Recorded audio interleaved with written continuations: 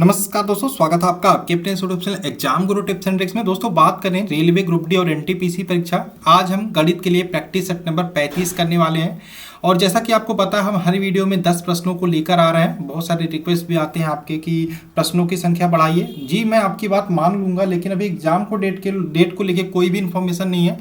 Exam date जैसे clear होता है, मैं आपकी जैसी आज्ञा रहेगी 15 या 20 करने की, मैं उसको कर दूंगा, ठीक है। लेकिन अभी आप, मेरा ये रिक्वेस्ट आपसे आग्रह ये है कि आप प्रत्येक वीडियो को पूरा देखा करिए। हर वीडियो में मैं कोशिश करता हूँ अलग अलग टाइप के प्रश्नों को लाने की, और हर वीडियो आपके लिए इंपॉर्टेंट होता है, ठीक है। तो चलो शुरू करते हैं, ज़्यादा टाइम वेस्ट नहीं करेंगे। जिन लोगों ने अभी तक चैनल को सब्सक्राइब नहीं किया, पहला काम चैनल को सब्सक्राइब कर लो, जिससे आपको आने वाले सारे वीडियोज़ के नोटिफिकेशन भी आपको टाइम टू टाइम मिलते रहें। इसको मैं रिमूव करता हूँ, ठीक है। अभी इसको रिमूव करता हूँ। चलिए आगे ये इस वाले प्रश्न को सॉल्व करते हैं। तो ये वाला प्रश्न है, क्वेश्चन कह रहा है एक व्यक्ति ने अपनी घड़ी 5% हानि पर बेची। मैं प्रॉफिट लॉस जब मैंने कराया था एसपीडी का, मैंने बोला कोई भी चीज़ हमेशा आप कितना मानोगे, कोई भी चीज़ आप लगाओ, क्वेश्चन लगाओ प्रॉफिट लॉस का, कोई भी चीज़ हमेशा अपने आप में 100% होती है, ठीक है। अब यहाँ पे बोला है घड़ी को 5% हानि पे बेची, तो 5% हानि आना 100 - 5 यानी कि 95 में बेची होगी।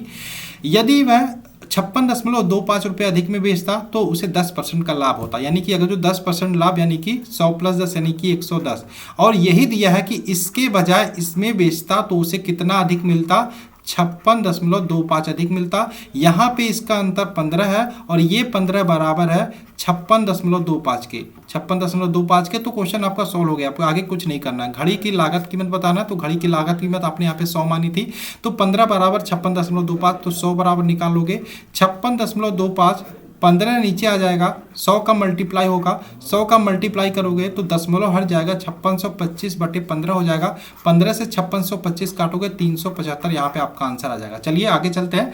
जिन लोगों को पीडीएफ चाहिए उन लोगों से मैं कहूँगा, इंस्टाग्राम आईडी मैंने मेंशन कर रखी थी, हर वीडियो में बताता था, SUDHIREMDL सर्च कर लेना। रेलवे से जुड़ी हुई स्पेशल ग्रुप है व्हाट्सअप, उसमें ऐड कर दिया जाएगा, वहीं पे पीडीएफ मिल जाएगा।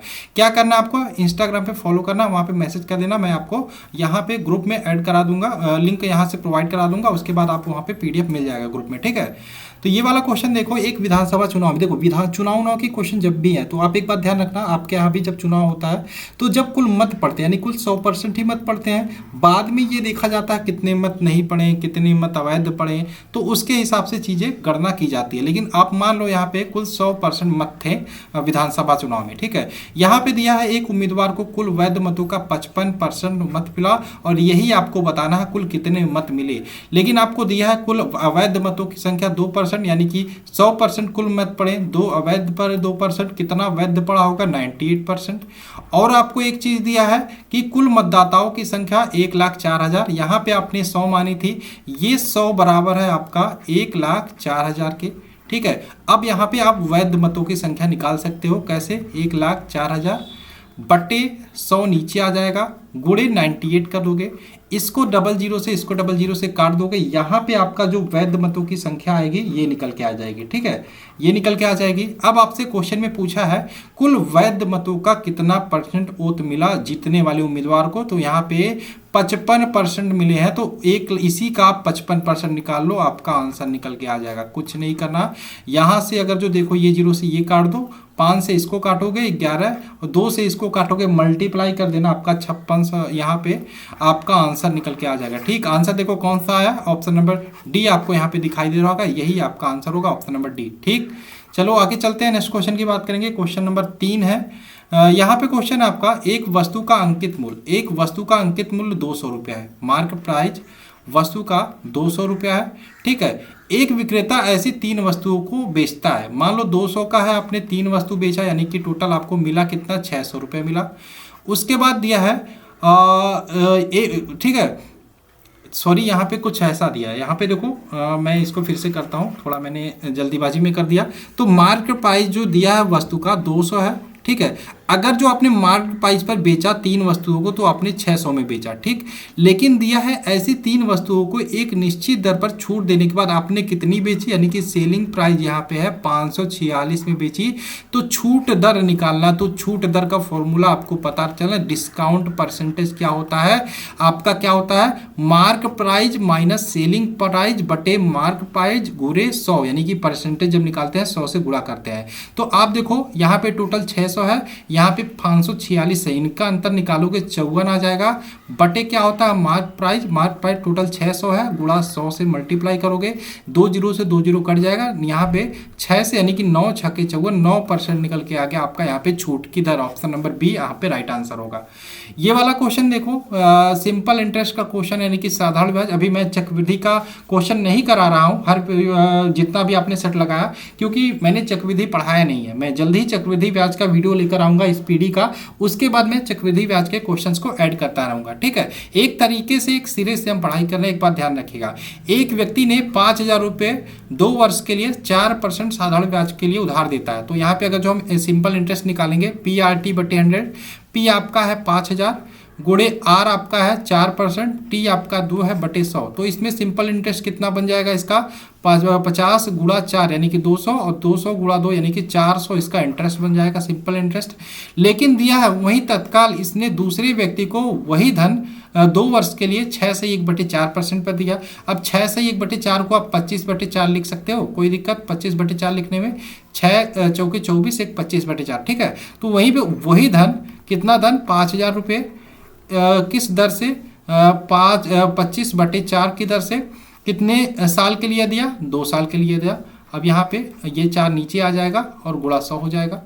अब यहाँ पे 25 से अब इसको काटोगे 4 बार में, 2 से इसको 2 बार में, 2 से काटोगे इसको 2500। अब 2500/4 यानी कि इसका आप डिवाइड करोगे या भाग दोगे तो आपका 625 आ जाएगा।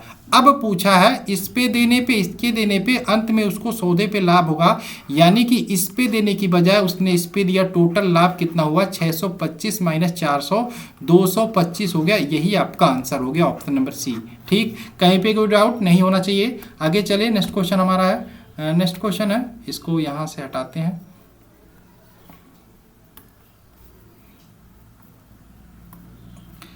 क्वेश्चन है 2 संख्याओं का औसत 62 है, ठीक है। क्वेश्चन बहुत अच्छा है ये वाला।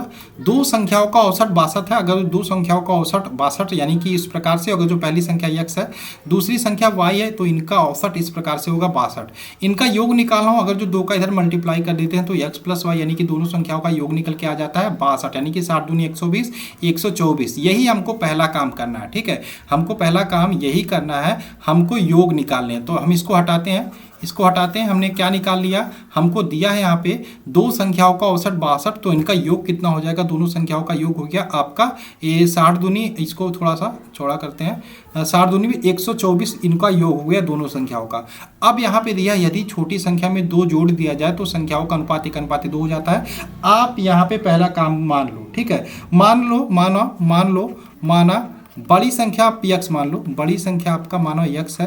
तो अगर जो बड़ी संख्या x मानते हो और टोटल संख्याओं का योग 124 है तो छोटी संख्या निकल जाएगी। छोटी संख्या आपका क्या हो जाएगी 124 में से आप अगर जो x घटा देते हो तो आपकी छोटी संख्या निकल जाएगी। अब कह रहा है यदि छोटी संख्या में 2 जोड़ दिया जाए, आपका छोटी संख्या 124 माइनस x था, इसमें 2 जोड़ दिया जाए तो संख्याओं का अनुपात, यानी कि छोटी संख्या ये हो गई, बड़ी संख्या x माना था, इनका अनुपात 1:2 हो जाता। तो यही आपको सॉल्व कर देना। 124 2 ऐड करोगे 126, इधर मल्टीप्लाई इसका इधर मल्टीप्लाई, 126 गुणा 2 यानी कि 252 हो जाएगा। 252 माइनस 2x बराबर x। अब देखो 252 को इधर लाओ या x को इधर लाओ, यानी कि 3x बराबर 252 हो गया। और x की वैल्यू आ गई यहाँ पे 252/3 यानी कि आपका 82 हो गया, सॉरी 84 हो गया, ठीक है। x की वैल्यू 84। लेकिन आपको बताना क्या है, संख्याओं का अंतर, x आपका 84 आया यानी कि आपकी बड़ी संख्या 84 आ गई। अब आपको छोटी संख्या पता करना था। छोटी संख्या कैसे निकालोगे, छोटी संख्या बराबर 124 माइनस x यानी कि 124 माइनस 84 करोगे तो छोटी संख्या आपकी निकल के आ जाएगी,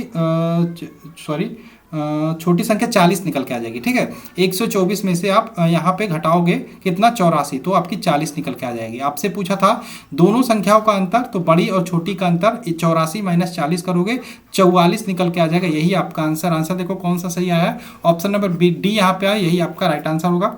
आगे चलिए नेक्स्ट क्वेश्चन में, एक त्रिभुज ABC में, देखो त्रिभुज की बात करें, तीनों अंतः कोणों का योग हमेशा 180 होता है। अगर जो इसमें हम देखें कोण A प्लस कोण B प्लस कोण C हमेशा क्या होता है 180 डिग्री होता है। इसको आप इक्वेशन 1 मान लो। और इसमें दिया क्या है, दिया है कोण A प्लस 1/2 कोण बी प्लस कोण सी बराबर 140 डिग्री। ये इक्वेशन 2 मान लो। आप एक काम करो, इक्वेशन 1 में से इक्वेशन 2 को घटा दो, तो ये घटाओगे आपका ये घटाओगे, ये कट जाएगा और ये कट जाएगा। आप अगर जो ये कहो ये पूरी संख्या 1 है, उसमें से आपने 1/2 घटाया तो आपका कितना बटेगा, 1/2 ही तो बचेगा। इसी प्रकार से अगर जो यहाँ पे बात करें, अगर जो कोण बी है, कोण बी में से 1/2 या फिर कोण b/2 घटाओगे कितना बचेगा, b/2 ही बचेगा। तो यहाँ पे क्या बचा, कोण b/2 कितना बचा, 180 में से 140 घटाओगे 40 बचा। और इसी प्रकार से अगर जो इसका 2 का इधर मल्टीप्लाई कर देते हैं तो कोण b की वैल्यू निकल के आ जाएगी 80 डिग्री। 80 डिग्री देखो आंसर आया, ऑप्शन नंबर बी आया, यही आपका राइट आंसर होगा। ठीक, आगे चले। यहाँ पे जब भी इस प्रकार का प्रश्न मिले, क्या बोला मैंने, जब भी इस प्रकार का प्रश्न मिले, ये वाला प्रश्न हमेशा ऑलवेज ध्यान रखना नीचे से सॉल्व किया जाता है, नीचे से सॉल्व किया जाता है। तो इसको सॉल्व करते हैं। अगर जो हम इसको सॉल्व करते हैं तो 1 + 1 ठीक है, 1 प्लस यहाँ पे देखो, अगर जो हम यहाँ पे अगर जो 3 का इसमें मल्टीप्लाई करते हैं, 3 × 3 और 3 2 5/3 होगा। अगर जो हम इस 3 को ऊपर ले जाते हैं यानी कि 5/3 का आपका 3/5 हो जाएगा। ठीक, यहाँ पे कोई दिक्कत नहीं होनी चाहिए, क्योंकि आप सही तरीके से सॉल्व करोगे तो कोई दिक्कत नहीं होगा। आगे सॉल्व करें। 1 + 1 प्लस, अब देखो आगे क्या करोगे, 5 का इसमें मल्टीप्लाई करोगे, 5 × 5 5 3 8/5 8/5 यानी कि 5 को ऊपर ले जाओगे तो 5/8 हो जाएगा। ठीक, कोई दिक्कत नहीं होनी चाहिए। इसी प्रकार से ये 5/8 है। ठीक है, ये 5/8 है।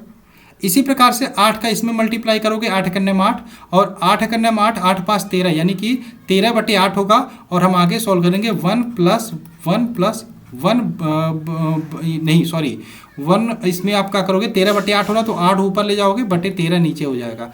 आगे सॉल्व करो, आगे सॉल्व करोगे तो यहाँ पे क्या होगा, फिर से यही काम करोगे।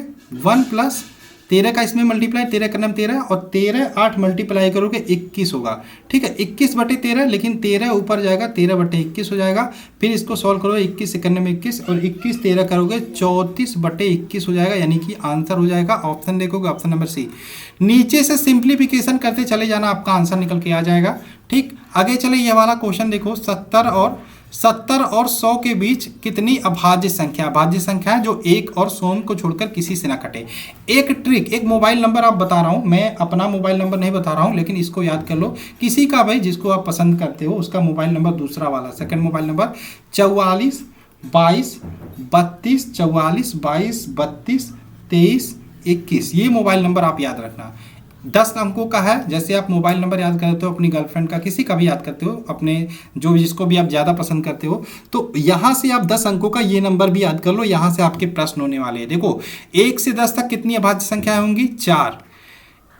10 से 20 तक 4, उसके बाद 20 से 30 तक आपका, सॉरी यहाँ पे 1 से 10 तक, और फिर यहाँ पे हो गया 10 से आपकी 20 तक, ये हो गया 20 से 30 तक, 30 से 40 तक, 40 से 50 तक, 50 से 60 तक, 60 से 70 तक और 70 से 100 तक ये होंगी। ठीक है, तो पूछा है क्वेश्चन में 70 से 100 के बीच कुल कितनी अभाज्य संख्या होंगी, तो 3 ए है, 2 ये है, 1 है, यानी कि 3 2 5 1 6 6 आपका आंसर हो जाएगा, ऑप्शन नंबर डी। बहुत आसानी से इस तरीके से आप कर सकते हो। आपसे पूछता 1 से 50 के बीच में, तो 1 से 50 यानी कि यहाँ से यहाँ तक 1 से 50 के बीच में इनको ऐड कर देते हो जाता। तो 1 से 100 तक पूछता तो सबको ऐड करते हो जाता। तो यानी कि अगर जो ये नंबर आप याद कर लेते हो, 44 22 32 23 21, 44 22 32 23 21, तो आपको अभाज्य संख्याएं निकालना आसानी से आ जाएगा। देखो 6 अभाज्य संख्याएं होती हैं टोटल। अगर जो आप 70 से 100 के बीच में देखो कौन कौन सी होती हैं, एक तो 71 हो गया, उसके बाद आप देखोगे 73 हो जाता है, उसके बाद 7 में 79 होना जाता है, यानी कि 7वें नंबर में हमने देखा 3 अभाज्य संख्या है। उसके बाद आपका 70 से 80 के बीच में 2 होंगी।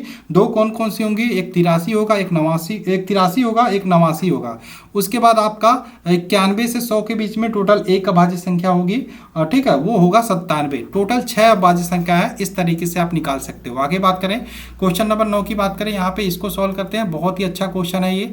इसको सॉल्व करेंगे क्या होगा, देखो 5x - 3/x है, इसको हम इस प्रकार से लिख सकते हैं, 5x बटे x - 1/3 लिख सकते हैं, प्लस 5y बटे y - 3/y लिख सकते हैं, प्लस 5z बटे जेड माइनस 3/z लिख सकते हैं बराबर 0 है। यहाँ पे अगर जो हम जेड को काटे, वाई को काटे, इसको काटे, तो यहाँ पे +5 है, +5 है, +5 यानी कि 15 हो गया। 15 हो गया बराबर यहाँ पे -1/3 ये देखो 3/x है, ये 3/y है, ये 3/z है, यानी कि तीनों माइनस में है। आप तीनों को उधर ट्रांसफर कर दो, यानी कि ट्रांसफर करोगे तो माइनस क्या हो जाएगा, प्लस हो जाएगा। ठीक है, तो 3/x plus 3/y plus 3/z हो गया, ये हो गया। अब एक काम करो, बोथ साइड यानी कि दोनों साइड में इस 3 को हटाने के लिए आपको 1/x निकालना था ना, 1/x 1/y 1/z, ये तो निकल गया है। लेकिन अगर जो हम दोनों साइड में 1/3 से भाग दे देते हैं तो हमारा क्या आंसर निकल के आ जाएगा, 1/x plus 1/y plus 1/z, यानी कि अगर जो हम इधर 3 से भाग देते हैं, 3×5 = 15, यानी कि बराबर 5 आंसर निकल के आ जाएगा। देखो ऑप्शन नंबर ए आया है, यही आपका राइट आंसर होगा। ठीक, आगे चलिए आज के वीडियो का लास्ट क्वेश्चन। 1/x, देखो अगर जो आपसे पूछे 1/x का व्युत्क्रम बताओ तो आपका x हो जाएगा, यानी कि सीधा उल्टा कर देते हैं। यानी कि अगर जो पूछे x + 1 का व्युत्क्रम बताओ तो x + 1/x कर देते हैं, यानी कि उल्टा कर देते हैं। इसी प्रकार से पूछा है x + 1/x का व्युत्क्रम, तो पहले इसको एक बार सॉल्व कर लो। अगर जो हम इसको देखें कि x का इधर मल्टीप्लाई करते हैं, ठीक है, तो क्या हो जाता है, x² + 1/x हो जाता है। इसका व्युत्क्रम क्या होगा, x² + 1। आंसर देखो कौन सा आया है, x/x² + 1, ऑप्शन नंबर ये आया है, यही आपका राइट आंसर हो जाएगा। आशा आपको ये वीडियो पसंद आई होगी, सारे क्वेश्चन समझ में आए होंगे। चलिए मिलते हैं नेक्स्ट वीडियो में। जय हिंद दोस्तों, जय भारत।